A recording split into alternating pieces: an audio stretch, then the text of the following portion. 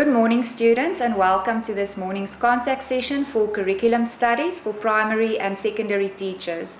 The aim of this specific contact session is to guide you towards the examination. In other words, I would like to highlight the most important content that I would like you to focus on in this module. Without further ado, let us look at some of the focus points of this module. The module focuses on the study of theoretical and practical dimensions of curriculum design and development. Upon the completion of this module, you should be able to analyze and discuss issues of the curriculum as a field of study, explain the historical development of curriculum science, discuss the foundations or forces that influence curriculum issues and trends, evaluate the curriculum theory and practice of both competency-based education as well as subject-based education, discuss the steps in designing CBE or SPE qualification or programs, and also to discuss curriculum implementation steps and create a career education curriculum for Namibian secondary schools. We move over to Unit 1, titled The Key Features of Curricula and Quality Education. First of all, let's consider the term curriculum. It refers to a plan or educational track that students need to follow as part of and in preparation for life. Four important questions come to mind when we consider curriculum design, and they are: what educational purposes should the school seek to attain? What educational experiences can be provided that are likely to attain these purposes? How can these educational experiences be effectively organized? And also, how can we determine whether these purposes are indeed being attained? Then it's also meaningful, before we look at anything else, to consider the difference between the official and the operational curriculum. The official curriculum is the nationally designed, officially approved and prescribed curriculum, and that includes the aims, the learning areas, the subject, the content, the policy documents for administration, and it's also referred to as the intended or the prescribed curriculum. But what we get is that in reality, schools and teachers tend to deviate from this official prescribed content or time allocation and so forth, due to various factors, which could be lack of resources, poor qualifications, demotivated attitudes of their learners and teachers. And then this deviation we refer to as the operational or enacted curriculum, and that is then indeed the actual curriculum in operation or in practice. The next topic that I want to concentrate on in this unit is the desired social improvements which are promoted by the curriculum from the 1930s in American schools, especially to bring about social changes. And you only need to be able to outline these. They are to combat values or attitudes of racial discrimination, to develop attitudes of sympathetic tolerance and critical open-mindedness, to develop problem-solving and decision-making skills, as well as abilities to draw logical conclusions and generalizations, and also to develop skills of learners to deal with change in society, as well as develop deep learning skills of learners in order to understand information. That brings us now to different orientations towards designing a curriculum. And according to the Miller classification, there are three, which is transmission, transaction, and transformation orientation. Let's briefly look at what each of these entail. The transmission orientation is equivalent to the traditional teacher-centered and subject-based orientation. And as we know, this focuses on learners acquiring discipline knowledge for the sake of knowledge via transmission lessons by the teacher. Then when we look at the transaction orientation, we see that this is mainly a humanistic orientation and it has a more means-end approach. The subject knowledge serves to promote cognitive development and other self-actualization dimensions of child development, and it also serves to promote adaptation to society. In this type of orientation, the teacher is a democratic facilitator and teaching activities involve learners actively, like in a learner-centered paradigm. The curriculum content and the process of implementation receives emphasis. The last type of orientation, the transformation orientation, focuses strongly on the development of the learner as well as the reconstruction of society. So it focuses both on the transformation of the person as well as that of society. Transformation curriculum design takes note of the characteristics of the learner. School values and management are humanistic orientated and the learner's rights are respected and their active learning efforts are supported. The curriculum content focuses strongly on self-actualization and it also prepares learners to not only adapt to society but to also reconstruct it. That is why subjects and topics like languages, ICT, life skills, citizenship, democratic and moral values, thinking and job skills are emphasized in this type of orientation. Then we also need to look at the exit and learning outcomes.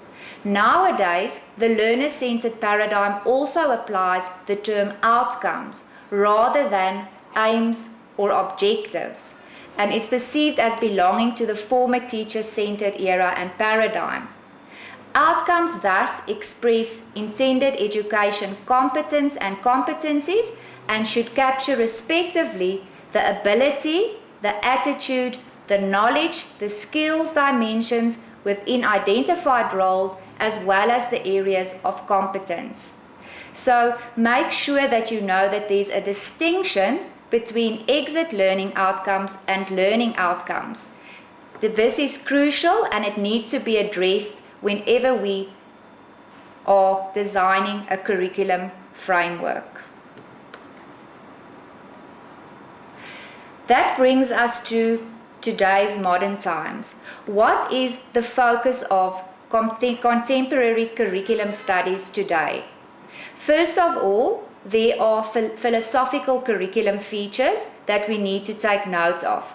Those are, it influences views about human nature and aims of education, as well as selection of a curriculum orientation, as well as the views about quality education. If we look at it from a sociological perspective, then it involves how schooling accommodates race, gender and multicultural needs, the role of politics and laws in education, and also the role of economics in education and the role of education on the economy. If the focus is on historical curriculum features, then we look at the development of curriculum perspectives over time, the development of school curricula over time, and it also provides us proof of more or less successful curriculum designs and implementations over time. Then there's also the psychological curriculum features to take into account. This implies that it recognizes the consequences of learner development features and phases for the curriculum. Also recognizes the consequences of learning theories and styles for the curriculum, and it advocates lesson structures, learning activities, and teaching principles underpinning quality education. Let's move on now to our next unit, Unit 2, which deals with the historical progress of curriculum development science. And in this unit, I am very strongly going to focus on Dewey's views on education. And we first of all look at his views on teaching methods. He believed that teaching methods involve the structuring of learning content and are thus crucial for quality learning. Learners learn best via the project method as self-directed learning and learning by doing, and this incorporates experiments and involves many of the senses. He also believed that experiments and methods demonstrate the cause-consequence relationship among aspects and are important for developing wisdom and thinking skills. Furthermore, Dewey places an emphasis on the relationship between the aims and teaching methods, as well as between teaching methods and quality education. He believed that methods based on working in groups are better for promoting understanding and self-image than methods based on competition. He also believed that strict discipline influenced teaching methods and learning negatively because it hampers the free will and the natural learning activities of the learner. And in the last place, regarding teaching, he believed that teaching methods must accommodate different individual learning methods. We thus see that there are many valuable things that we can learn and take into account when we consider Dewey's focus or his beliefs on teaching. Then I want to tell you that you can please focus on some of the other educational philosophers as well in this unit, but only in the sense that you prepare it for short questions. So please take note of the following people who played a role in the history of education as well as curriculum design. This is Comenius, Karl Linnaeus, Pestalozzi, Friedrich Wöhler, Kierkegaard, Herbert Spencer, as well as Maria Montessori. Now, as I said, just briefly read about these people and make sure that you know what their main contribution was in education. Now we have a look at Dewey's image of the school and the curriculum respectively. Dewey believed that the school must provide a balanced atmosphere which stimulates growth. It must not only prepare learners to cope in society, but also to create a change in society. The school must be democratically managed as a mini-society which prepares learners for the real society. School atmosphere must promote positive attitudes towards others and also combat hate and judgments of others. Since learning experiences build upon each other, the school must link up with experiences outside school, for example, home and society experiences. And because reality and school are intertwined, the school content must relate to science and technology in reality. He also believed in open dialogues as being important for learning, thinking, and moral growth. Furthermore, the school must take the abilities and developmental needs of learners as a point of departure for promoting effective learning. Then we have a look at what Dewey's image of the curriculum was. The organization of the curriculum in subjects, according to Dewey, is ineffective. He believed that knowledge should rather be organized according to specific real-life problems. Subjects like geography, biology, science, history, and art were important to him. Because learners are unique, the curriculum should provide differentiation. Teaching of science subjects should promote thinking skills and not merely serve as the accumulation of facts. Furthermore, the curriculum should include the visual and emotional experiencing of knowledge instead of only dealing with abstract information. Dewey also believed that curriculum content must be relevant for the learner's prior knowledge, interests, life experiences, and phase of development needs to have a motivational value. Also, curriculum content must develop insight of both knowledge areas and the nature of society, and lastly, that examinations actually limit the actualization of the learner. The next topic that's important here is, if we look at Namibia, our new national school curriculum looks very promising. It focuses on career-oriented education, and it's also an excellent step forward to reduce unemployment. So what are these developments to improve quality education in Namibia?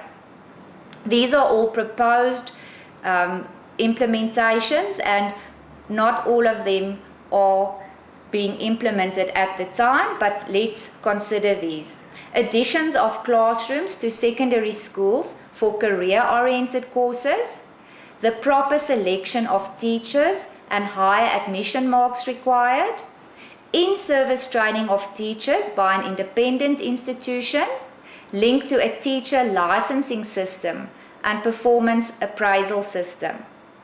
Also, disciplinary actions against teachers and principals who do not perform as required. Then, that there be national school audits and rewards for excellent schools, for example, bonuses for staff and the provision of necessary resources. That there be a cross-curriculum development of study and thinking skills for pre-primary to grade 12.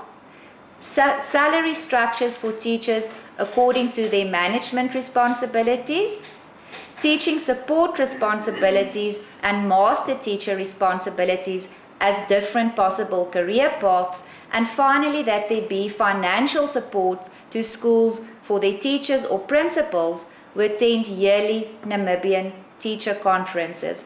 Of course, we need to ask ourselves how realistic these aims are and how practical they will be to implement in Namibia. That brings us to Unit 3. The title of Unit 3 is The Foundations or Forces that Influence Curriculum Issues and Trends. And I would like you to be able to give me a brief outline of the different historical periods and what the goal of education in each was. So I'm going to just briefly name these historical periods. It was the pre-literate societies in 7000 to 3000 before Christ, the Greeks in 1600 to 300 before Christ, the Middle Ages 500 to 1400 years after Christ, the Renaissance 1400 to 1500 after Christ, the Reformation era 1500 to 1600 after Christ, and then of course the 21st century where we are today, which focuses on holistic education, which covers many areas including personal development and occupational skills, captured by the wellness focus. A very important aspect of this unit is to consider the economical foundations that influence curriculum issues and trends in Namibia. Basic education is a human right, which means that governments have to spend an enormous amount on education. Formal pre-primary education was recently activated in Namibia, and it is an additional education expense. The Namibian government has spent for the past few years more than 20% of their national budget on education. But unfortunately, most of this money goes to the salaries for the Ministry of Education officials and the teachers. That means there's not enough money available for schools to buy teaching learning materials, for staff development courses, for sport facilities, for example, a school bus, a resource center, and many other needs that there may be. One solution to channel more money to the school is to design more effective structures for the education system with less unproductive staff. We find that in developing countries, the population growth is higher than the economic growth rate, and that causes that there's a struggle to meet the physical facility demands for educating the fast-growing populations. In Namibia, we don't have enough schools yet, and some of the existing schools lack the resources that they need to function effectively. In developed countries, the governments have formulas of funding different kinds of schools, and certain portions of various taxes are allocated to education. In Namibia, it's especially difficult for the rural schools because they cannot generate funds easily within their poor communities, and this results that the quality of education suffers and the needs of special education learners are mostly not addressed at all. In Namibia, we have donor agencies like Finland, America, and Germany. They give huge contributions to upgrading the quality of education in Namibia by donating funds, building schools, paying for textbooks and computer laboratories, and also providing teachers in scarce subjects.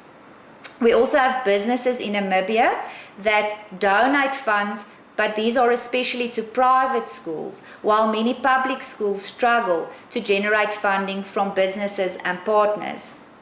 In Namibia, the private schools or private institutions usually are not supported by the government, but in some countries, governments do support private schools or parents to enroll their children in private schools.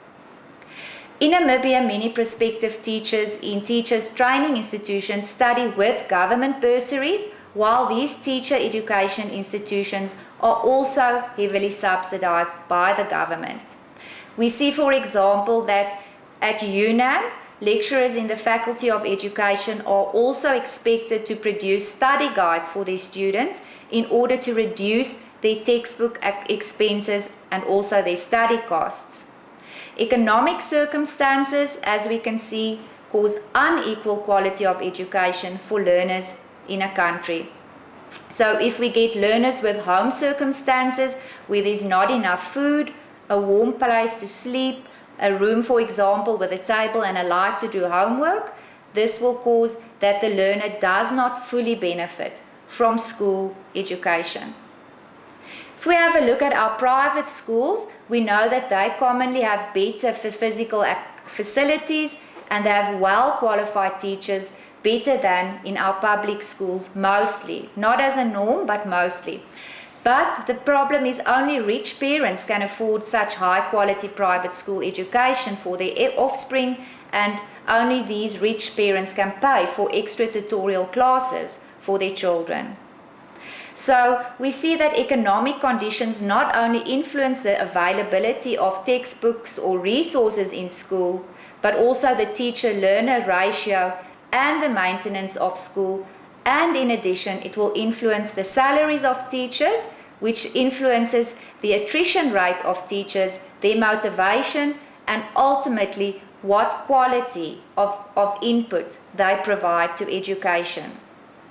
I think that after this discussion, it will be clear to you that political, legal, and economical factors exercise a strong influence, either positive or negative, on the quality of education. Another very interesting aspect in this module is if we examine or consider the religious education of the Reformation years, which was or is 1,500 to 1,600 years after Christ, and how can we ask ourselves, did this influence the curriculum and trends? If we look at the name of the Reformation period, it actually refers to the Protestant reformers. They were Martin Luther, John Calvin, Philip Melanchthon, Ulrich Zwingli, and they were the reformers who were known for breaking away from the Catholic Church and establishing their own Protestant religious doctrine, school, and curricula. If we especially look at Luther, then we'll see what a large role he played in education. He was a German priest and lecturer in philosophy, and he advocated universal primary schooling for the masses, including girls, so that everybody could learn to read and write, and thus also read the Bible. The Protestant primary schools also instructed learners via their mother tongue rather than via Latin, as in the Catholic schools. Reformation primary schools' curriculum focused on reading, writing, arithmetic, moral values, the content of the Bible, as well as singing. The schools were to cooperate closely with parents and teachers, and the teachers were carefully selected according to their religious doctrine. Due to the strong focus on religious education, the question and answer method of catechism dominated teaching methods, and it promoted memorization rather than understanding in secular subjects like history and geography. Thus, we can see the contribution of the Reformation to modern education is that religious values were emphasized as part of character building. Very importantly, education for the masses were introduced, where learners between ages 7 and 12 were taught in their mother tongue, and also that girls were admitted to education as well. Therefore, literacy rates across Europe were raised enormously due to the universal primary education of this era. Teachers were carefully selected, licensed and supervised, which is a positive aspect, and the cooperation between parents and schools were advocated. We move on to the next important topic in this unit, and those are the guidelines to help us as teachers and role players in Namibian education to formulate an educational philosophy that is appropriate for our contemporary times. Now, there are a few guidelines which I would briefly like to focus on. The first is we need to indicate the key goals of our education. In the second place, we have to clarify our conceptualization of the learning process. We need to clarify the beliefs about the role of the teacher, the beliefs about the learning environment, and the beliefs about assessment. And lastly, it's also important that we clarify our ideas about monitoring the effectiveness and professional growth of our teachers. And I think we cannot discuss these guidelines without considering what the main duties or role of teachers are in our schools today. We find an outline in the guide which indicates that teachers should be facilitators of learning, they should be producers and users of learning material. Every teacher should be a subject specialist and also a learning specialist. A teacher should also be able to be an advisor to learner and parents regarding physical, social, as well as mental wellness. A teacher must be an assessor of learning, a professional leader and manager, a model citizen, and community development agent. So that then everything we should take into consideration when we study and explore Unit 3. This brings us to Unit 4, titled The Curriculum Theory and Practices of Competency-Based Education, in short CBE, and Subject-Based Education, SBE. Before we move on to look at CBE and SBE, I think it's very important to be able to differentiate between what is meant with skills and competency. So how do we differentiate between these two aspects? Norris broadens the competence definition by stating that competence is usually treated as something that a person is and is able to do. Thus, your personal attitudes and traits are acknowledged as elements of competence together with action or behavior. So if we can summarize a view of competence, we can say encompassing competence as personality attributes, understanding of knowledge, thinking and other generic abilities, feelings and values, as well as the performance of skills. On the other hand, if we consider what skills are, Burke explains it as the performance component or the to-do aspect of competencies.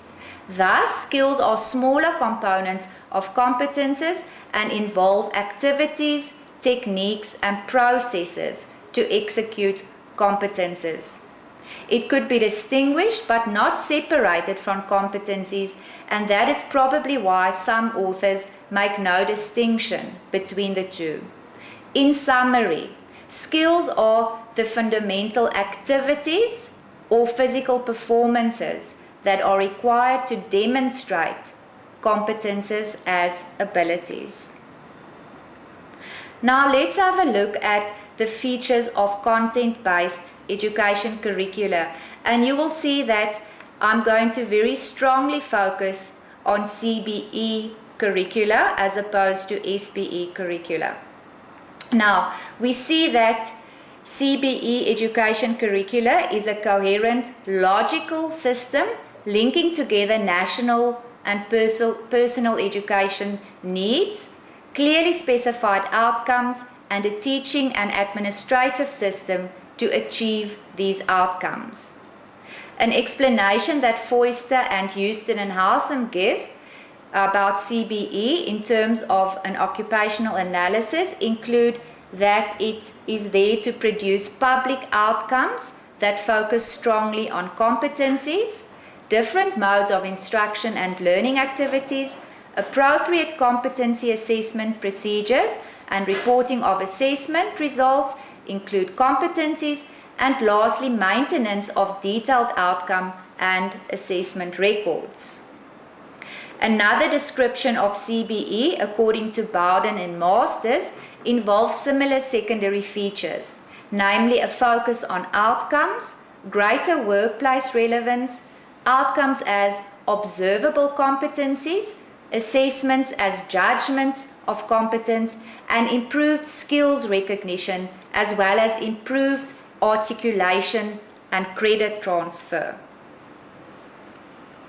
There are secondary features of CBE that we also need to take note of, and these are characterized and discussed in terms of the following: philosophical perspectives, a focus on specific outcomes, modular organization of content, systematic design, teaching and learning perspectives, broad-based assessment, detailed program documents, and recognition of prior learning. What does the philosophical views of content-based education entail? The purpose of education is the development of people to cope with life as citizens and as employees. Education is seen as the development of people to cope with life as citizens and employees, and this is probably the most distinguishing philosophical perspective of the content-based education. This will then have several implications for curriculum design and implementation. For example, occupations are analyzed into roles and tasks, stakeholders have an input in the curricula, and outcomes are related to economic, social, and the political needs of a country.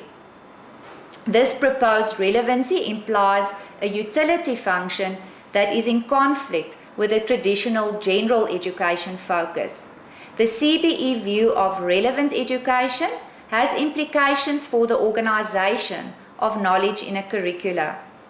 Other philosophical perspectives presented above, such as equity, deep and practical learning, multimodal instruction, or criterion referent assessment, mostly do not pose unacceptable views for education institutions the world over. Now, let us have a look at how education should support the success for all students involved, and look at learning supportive designs of all the curriculum components, which links, of course, with the CBE curricula. Another distinguishing broad philosophical perspective of CBE is the one of success for all. This view embraces a learner-centered focus which involves student learning supportive designs of all the curriculum components. The school application of Success for All could actually encompass the provision of adequate teaching learning resources, clear outcomes, self-directed contracts, flexible pacing and assessment, and different modes of instruction and experiential learning. Now, unfortunately, this poses a positive negative implication if we look at aiming for success for all, in the sense that more attention might be paid to reteaching poor performing learners rather than providing enrichment to high achievers. So this could mean that potential leaders of the future are not challenged enough and beyond the minimum standards. That's why we should rather think of education for all should simultaneously be quality education for all, and then of course remember that quality requires adequate time and adequate money as well. We saw now that there are some negative impacts of competency-based education. So let's now look in more detail at what the limitation of CBE may be. If we look at the disparity between the views of the opponents and supporters of the competency approach, we find the following. Opponents of the approach see it as theoretically and methodologically vacuous. Vacuous means that it's mindless for upgrading an education and training system. Those who support it see it as close to a solution, or as close to a solution for educational ills as one might find. Part of the solution to look at the above discrepancy might be because stakeholders are not always using the CBE concepts consistently. Secondly, the concept evolves and definitions change to reflect the changes in other spheres. And thirdly, the epistemological and curriculum orientations of people are determined by what they want to accept or reject, and conclusions are not necessarily based on open-minded comparisons. This brings us to Unit 5, and Unit 5 specifically focuses on the steps we need to follow in designing a CBE or an SBE qualification. Now, the typical phases of curriculum development include the following steps. First of all, initiation. Second, there's a certain amount of planning that goes into it. Then comes the development of the curriculum. In the fourth place is implementation. Fifth, continuous evaluation needs to take place. In the fifth and the last place, continuous evaluation needs to take place. Now, there are different ways that a curriculum content can be organized, and we need to take that in consideration as well. In theory, the content of a qualification can be organized according to different options, but we need to look at the reality that has dominated education curricula, and that has been subject-based organization of content. The reason why this is so is because it's easier to organize the content of one subject in the curriculum in a different fashion, while it's an enormous task to move away from a subject-based organization of content and organize the content of the whole curriculum in a different fashion. So the different options of organizing content are as follows. You can organize it according to themes and topics, which is easy in the pre-primary syllabi when we look at life skills or religious and moral education. It could be organized according to the combination of two subject-based organization. That means that we look at curriculum content where the logical structure of subject content determines the organization thereof. Another way is problem and activity based, where the content is organized according to practical and theoretical problems. And we also have competency based organization, which we dealt with just now, which specifies competences to be developed and fit knowledge into units that underpin the execution of a skill or the development of an attribute. There's also a chronological organization of content, and this is mostly suitable in history or historical development sections in subjects, basically still a subject-based organization. Then we get the spiral organization of content, which is popular in school curricula where topics are repeated to the next grade or a higher level. And we also have the institutional organization of curriculum content, which is mostly done due to logistical reasons, for example, the amount of staff that's available and the facilities. And this is mostly an emergency option which moves away from the logical organization of content. In the last place, we have the pedagogical organization of content, and that can include options like moving from the simple to the complex, from the known to the unknown, and from the question to the answer. So let's just consider this. The only organization of content that is used fairly broadly, apart from subject-based, is the competency-based type of curricula, because it still applies subject-based structures, but it's also a theory-practice integrated organization and an interdisciplinary organization of content. The subject-based organization of content mostly follows a simple to a complex logic, which is often similar to a known to unknown sequence. It's meaningful now to consider the different steps that are taken in a subject-based education qualification and a competency-based education sequence when we design a curricula. You'll see that the first few steps are exactly the same, but then they start as from step 3. There are differences in the two types of design. So for both the SPE and the CBE, step 1 includes conducting a situational analysis. Step 2 is to draft a program development timetable and action plan. But then in step 3 for SPE, it entails finalizing the title, level and duration and code of the qualification, while in CBE, it is managing the change to a new educational philosophy.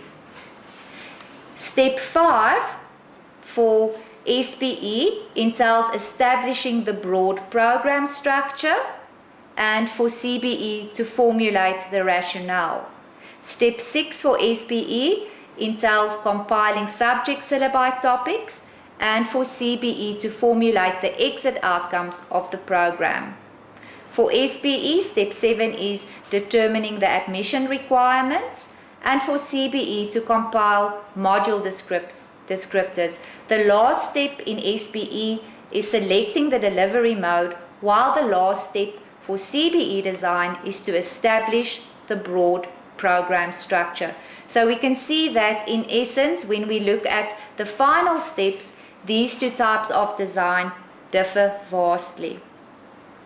Number 9 is the developing assessment regulations for SPE, and for CBE it's the determining the admission requirements. Step 10 is our last step that we find for SPE, and that is obtaining program approval from faculty board and senate.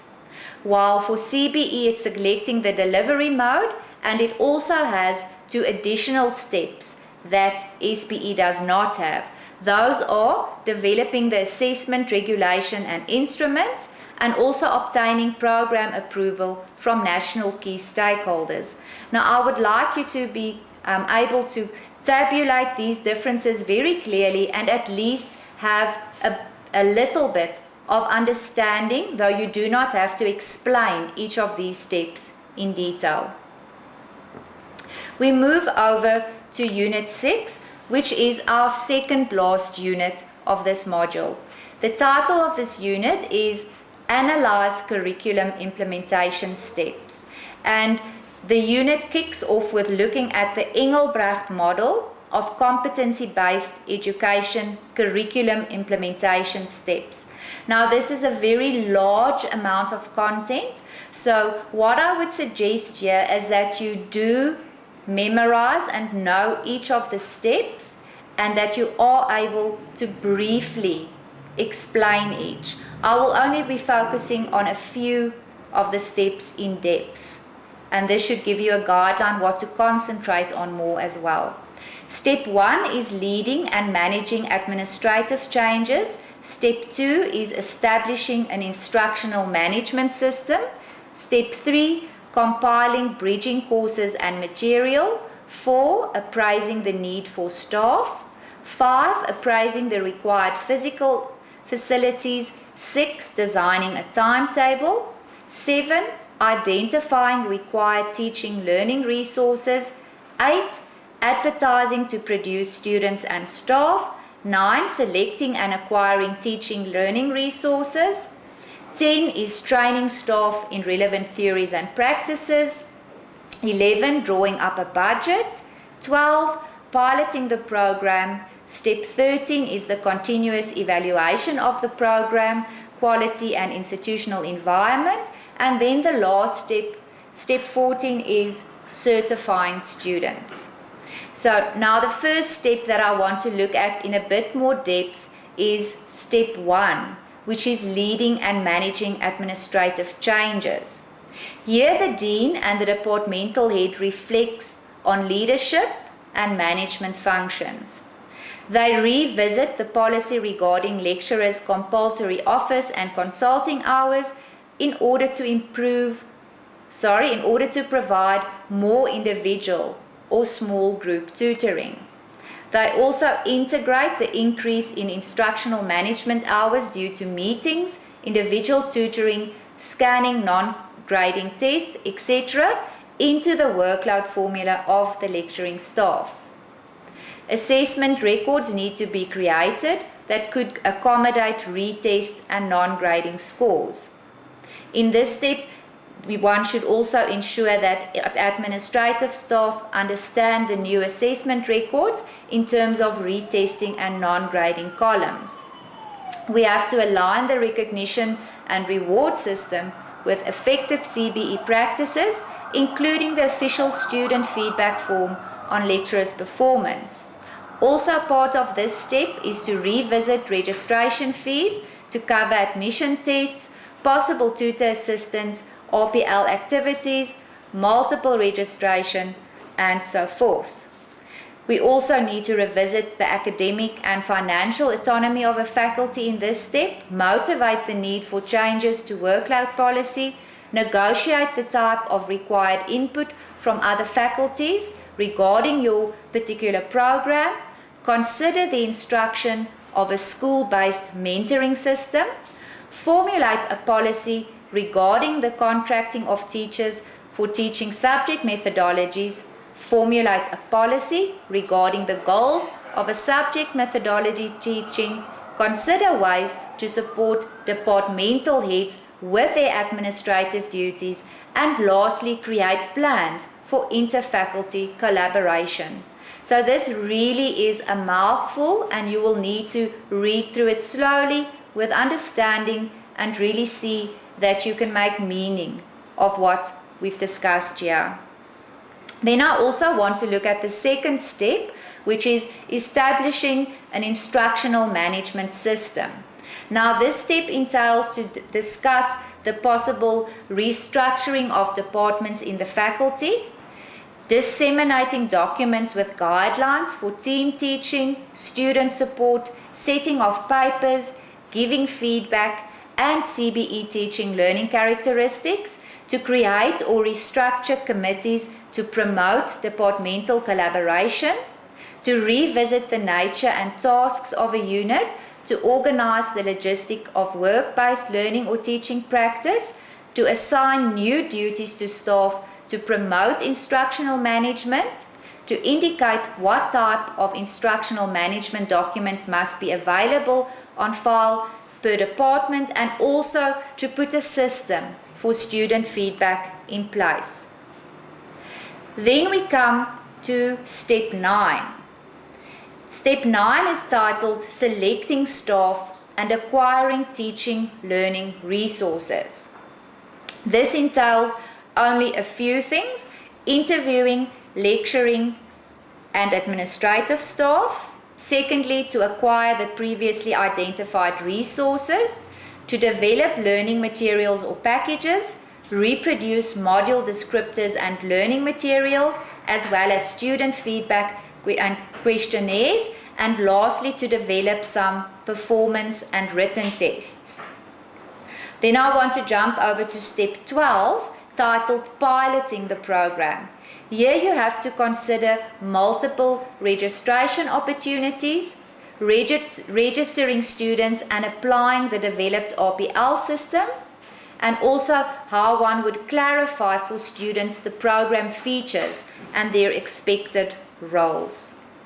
It also includes a monitor team, and the development task force and project coordinator are appointed here to monitor the implementation.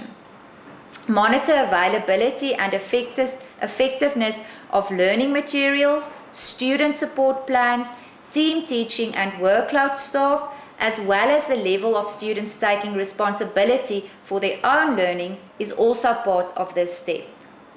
You should also use performance assessment instruments during instruction here, and lastly, reflect on organization and effectiveness of workplace competence assessment. That then brings us to what is the importance of implementing these steps effectively to ensure effective education. So let us examine the next part of the content and see what we can make of all these facts that are provided to us. First of all, it's logical that a good idea for a business is not worth anything until the idea is implemented and it actually makes some good money. So in the same sense, there might be a very good quality design qualification, but it won't have any impact until it's implemented. Obviously, the qualification can be implemented either poorly or excellently, and the quality of the implementation will then influence the perceived quality of the qualification. Think of the following. If we go to a certain shop to buy something and things are not properly organized, and you can't find what you need quickly, you are obviously going to start going to a different shop. Or if you can't find what you need there, you are also going to start shopping at a different place. So that means to ensure that the curriculum is excellently implemented, teaching staff must be adequately qualified. They must be enthusiastic and friendly, and they must understand the teaching and learning process very well. They need to acquire teaching learning resources, and there should be physical facilities that create a supporting learning environment.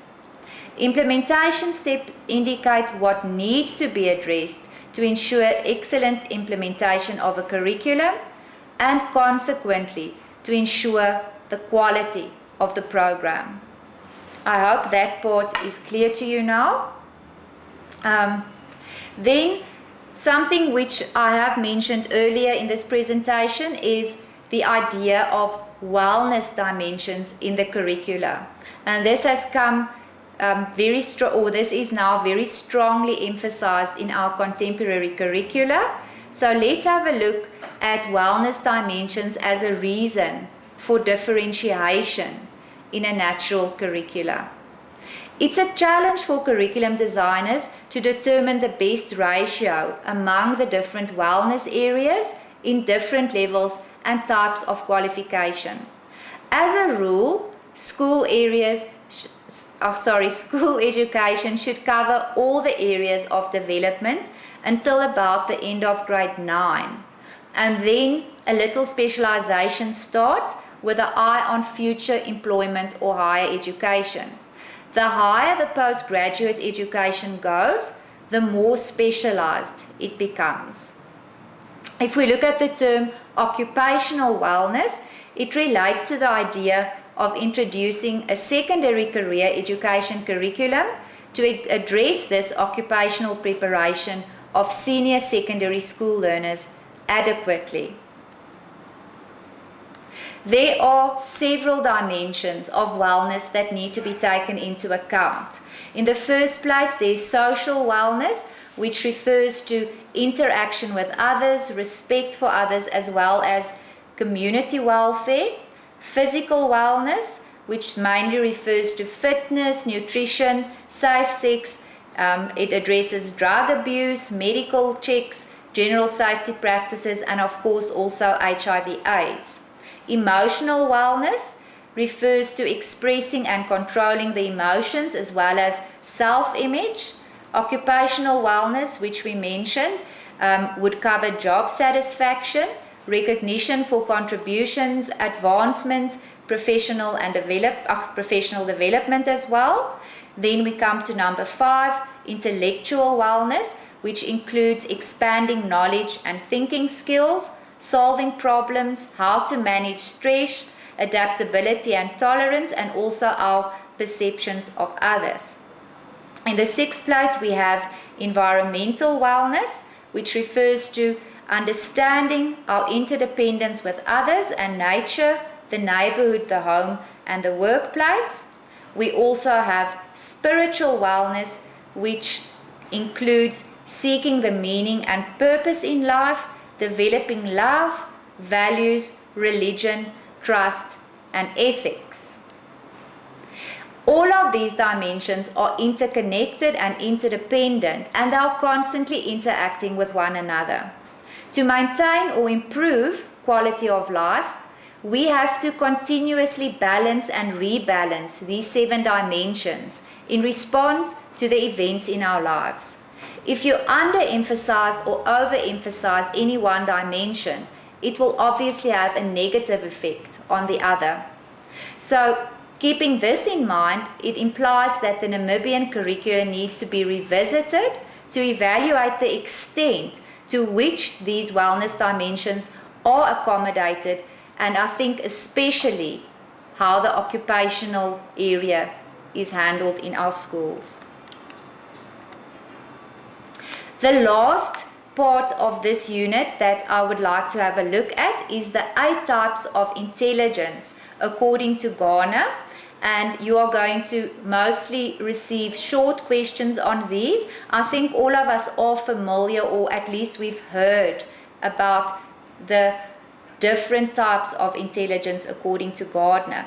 So if I list them shortly, they are spatial, linguistic, logical, mathematical, kinesthetic, musical, interpersonal, intrapersonal, and the naturalist intelligence. So each of them have totally different definitions, and each of us possesses these types of intelligence, though we are stronger in certain areas. So I just want to look at a few of these in a bit more detail. The first one I want us to focus on is linguistic intelligence. As the word says, it has to do with words, spoken or written. And if you're a person with a high verbal linguistic intelligence, you will display a facility with words and languages and be typically good at reading, writing, telling stories, as well as memorizing words along with dates. People who are strong in this area learn best by reading, taking notes, listening to lecturers, and discussing and debates. We also find that they excel in careers like being a pastor, teacher, lecturer, psychologist, actor, politician, public relation person, marketing staff, or perhaps radio or TV presenters. Now, if you're a person who's more logical, mathematically inclined, we see that this area has to do with logic, abstractions, reasoning, and numbers. And careers that suit these people include scientists, physicists, mathematicians, logicians, engineers, doctors, economists, and also philosophers.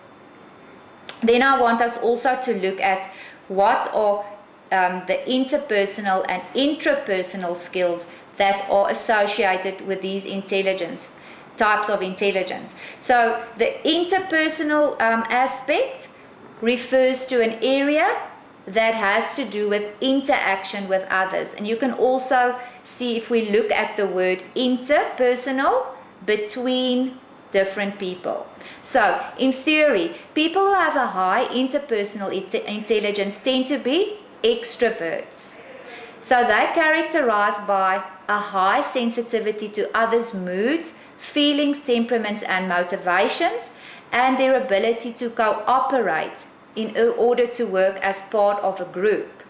There are also specific careers that suit them better, which include sales, politics, being a manager, teachers, and also they are good as social workers. On the other hand, if you are stronger in your intrapersonal skills, this area deals with being introspective and self-reflective. People with intrapersonal intelligence are usually intuitive and they are more introverted. They are skillful at deciphering their own feelings and motivations, and they have a deep understanding of their strengths or weaknesses. What makes these people unique is that they can predict their own reactions or emotions very accurately. So finally we move to Unit 7, our last unit in this module, titled Create a Career Education Curriculum for Namibian Secondary Schools. And let's first of all consider what are the proposed changes to the current senior secondary career curriculum in Namibia. The 2014 national curriculum changes were prompted by several factors.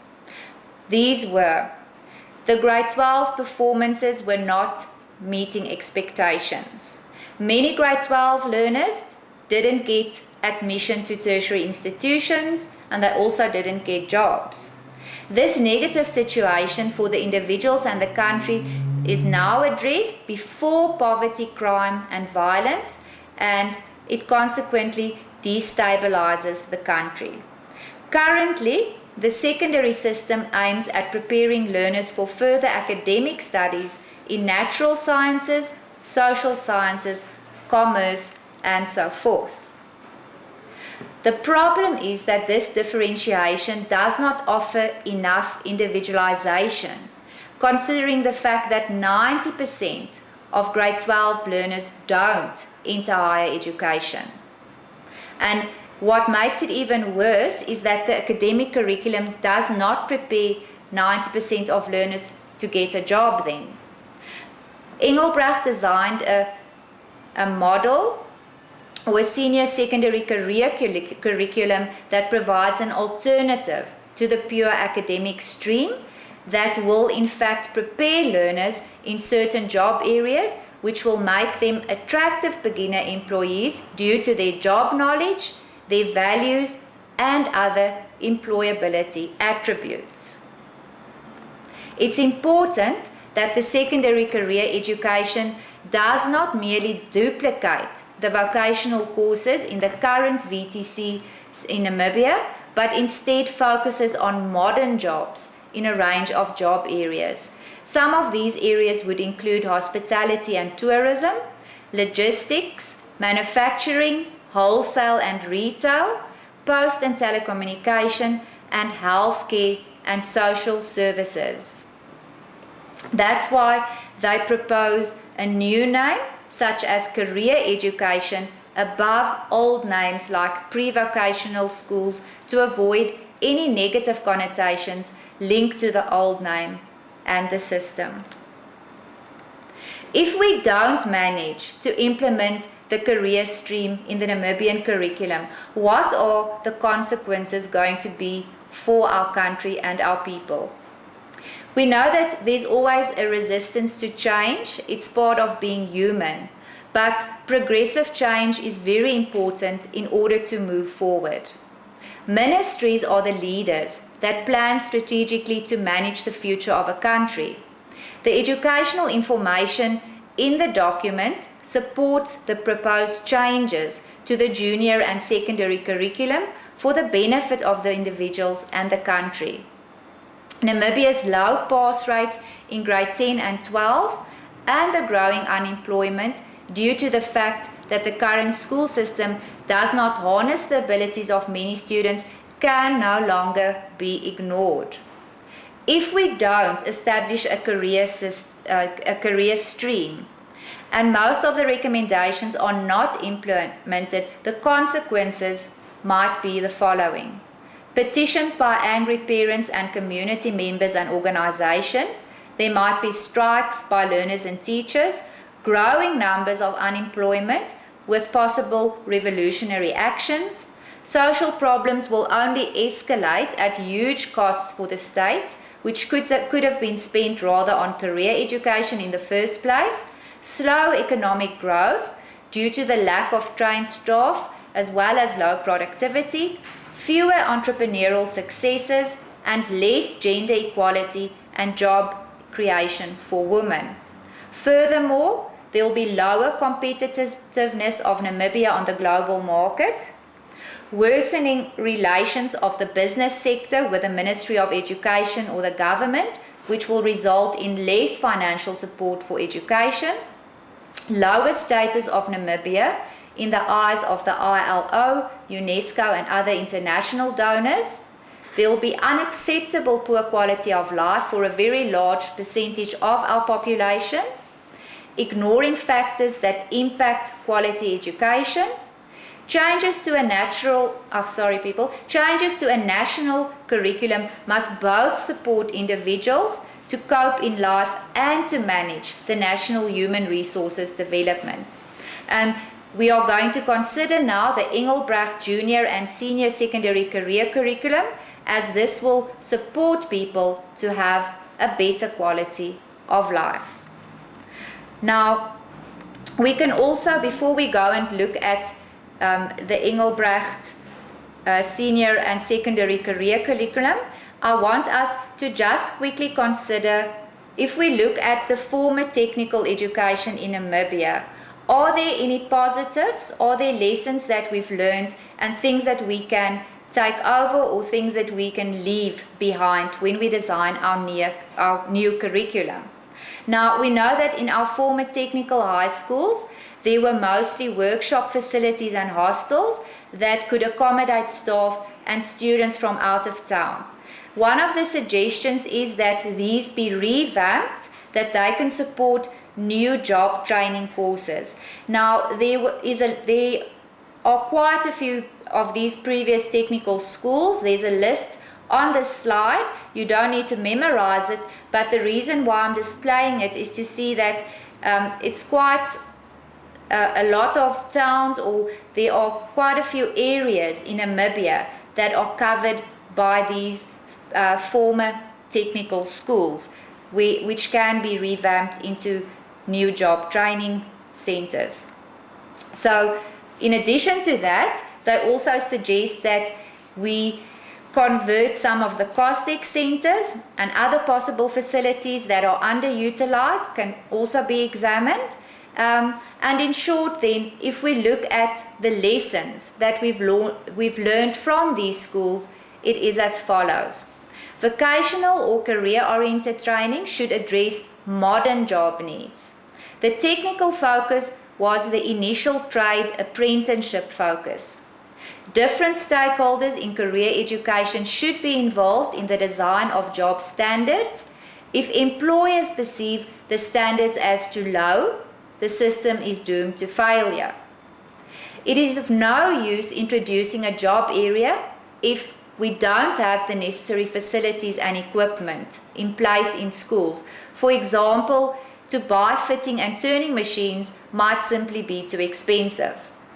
Very important is we need job experts, and we need to pay them a proper salary to attract them and keep them, irrespective of whether they have teaching qualifications.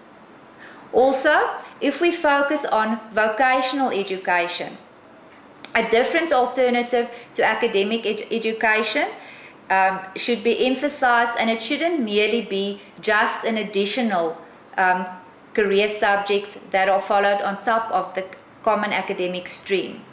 The status of modern Namibian career education should be promoted, and the quality should be on par with international career-oriented education.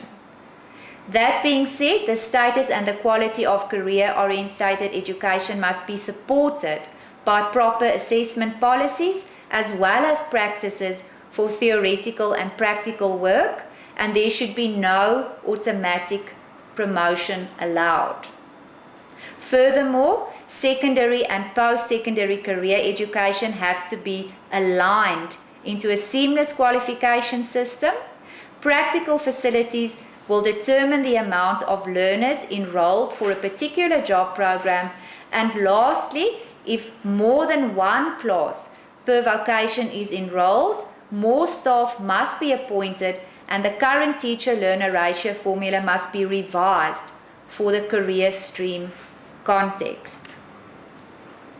Now, I want us to first look at the proposed junior secondary academic curriculum for Namibian schools, which I mentioned in the beginning of this unit. So we're looking now at what should change for the grade 7 to 9 learners in our schools. First of all, a reduction in the number of compulsory promotion subjects, which could result in an increase in the teaching time for the remaining 7 promotional subjects. Secondly, it is unnecessary to offer additional options to natural science, social studies and mathematics, because learners actually start from grade 10 with a specialization and higher levels in these subjects. In the third place, it's suggested that there are fewer different textbooks that will be needed then for the junior secondary phase if the unnecessary options are taken away. In the fourth place, a 7-day timetable is not adding more teaching time spent on a subject. So it's suggested that schools should simply follow a 5-day cycle without the complicated administration of a 7-day timetable. In the fifth place, again, the curriculum orientation underpinning the curriculum design is one of transmitting subject knowledge instead of developing the emotions, spiritual values, social skills, and thinking skills in a holistic fashion. In the sixth place, it suggested that keyboard and word processing as a subject just duplicates the ICT and thus should be taken out of the curriculum. In the seventh place, the core group of subjects already specify another language, which could be either a first, a second, or a foreign language, so we can leave out the column for languages. And in the last place, the core group of subjects already specify science and social studies, so thus for junior secondary, we don't need an additional science area. The science column can also fall out there to accommodate fewer subjects and more quality teaching time. Then we go back to what then are the changes that should be made through the senior secondary phase, which is the grade 10 to 12 in Namibia. Very importantly, and in the first place, the new curriculum has to offer and will offer a career-oriented and academic stream. There should be one or more secondary schools with hostel facilities per region, which will be identified and equipped to offer a career-oriented stream where special workrooms will be established. The former technical high schools, as we also mentioned previously, with their hostels, could be ideal for a start-up of the career education curriculum. It's proposed that one school per region with hostel facilities should promote career stream subjects, yet we need to consider that it will not be adequate or acceptable. So this will have to be expanded to really meet all the needs. All senior secondary schools should offer training for 3 or more jobs, ideally. We can think of perhaps prefabricated buildings as they are inexpensive and quick to erect, and former vocational trades are still dominating the career options. We should explore the relevance of that as well. It will be clever if the school career options does not merely duplicate the training done in the few vocational training centers in Namibia. It would be better to look at more modern jobs that are suitable for males and could also be offered to females, for example, singers, visual artists, event managers and secretaries. We can also look at the start-up of proper career curriculum, even if it's expensive, but once in place, the cost should be acceptable, especially if we compare it to the price of not having such a career-oriented curriculum. In any case, it's less expensive to fit a classroom, for example, for training dressmakers than, for example, fitting a room for carpentry or fitting and turning. The minimum practical and theoretical periods for the career subjects must be spelled out in the curriculum. The academic and career-oriented curriculum should, for the sake of clarity for stakeholders, be presented separately. In the fourth place, admission to examination and passing percentages must be higher than in the past. Fifth, teachers must receive in-service training about the teaching for promoting understanding and thinking skills in the academic stream. In the sixth place, life skills and ICT in the academic stream must have more than 3 periods. So there should be a larger focus on these 2 areas. Learners in the career stream who could not complete their job training at the end of grade 11, or if the course is more complex, at the end of grade 12. The one language option is a positive option in the academic stream according to these recommendations, and then as we said for junior secondary, they also feel that moving back to a 5-day week in the timetable is a positive development. People, that brings us to the end of this module for curriculum studies, and now I would like to go through some guidelines that I hope will be of benefit to you when you handle your examinations that are coming towards us very fast now. Okay, when you study and prepare this specific module, make sure in every subject that you do that you actually understand what you are learning. If there are difficult words that you need to study, have a dictionary next to you. Make sure you know what the meaning of words are.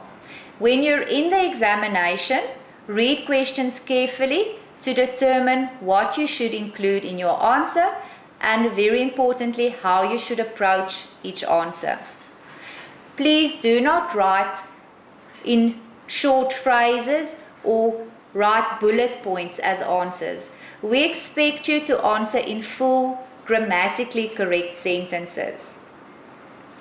At IOL, we place a strong focus on being able to answer questions from different difficulty levels.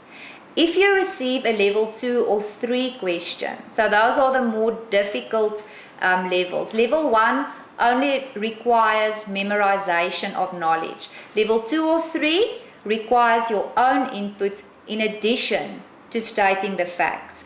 And they can be recognized by action verbs such as analyze, examine and evaluate, and that implies what we want there is your opinion, your judgment, and your ability then to draw a conclusion based on this. If you're unsure of these action verbs and what they mean, please go to the table of verbs that is in section 7 in the beginning of the guide, and it clearly explains to you what you should do whenever you see one of these action verbs in your different questions. I want to leave you with my contact details. I'm Ms. Isabel Bezuidenhout. You are very welcome to SMS me on 081 251 2987. Please SMS your subject code so that I know how I can help you and that we can make sure that you are helped quickly and effectively. Otherwise, you're very welcome to email me as well on the email address that appears on the slide right now. If you would like me to help you with any questions or there was anything in this presentation which was not clear, I would like to encourage you to contact me as soon as possible. With these words, I would like to leave you and I wish you all the best for the coming exams.